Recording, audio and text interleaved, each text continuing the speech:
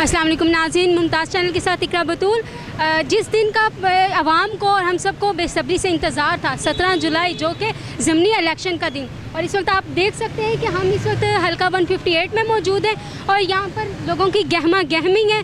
और साथ ही आप देख सकते हैं कि यहाँ पे आगे TLP का भी हल्का मौजूद है और साथ में PTI लोग के भी मौजूद हैं, और इन लोगों के दरमियान PTI और नून लीग के दरमियान और अस्सलाम वालेकुम जी। वालेकुम अस्सलाम।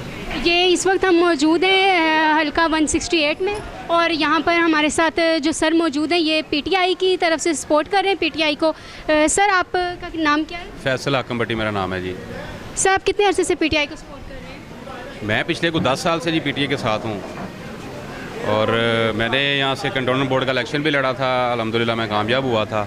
और अब चूँकि आपको पता है ये ज़िमनी इलेक्शन चल रहे हैं लाहौर में, PP 168 में हम यहाँ पे इनको सपोर्ट कर रहे हैं, और इंशाल्लाह ताला हमें उम्मीद है कि शाम को जो है वो जीत का जो फतह का जश्न होगा वो PTI के हिस्से में आएगा इंशाल्लाह।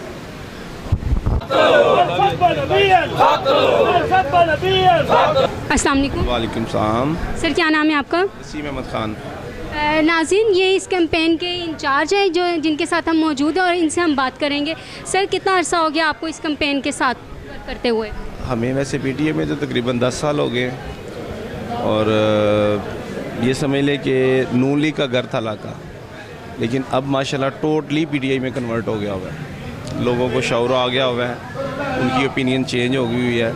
अब आलमोस्ट हर दूसरा बंदा PTI को लाइक करता है।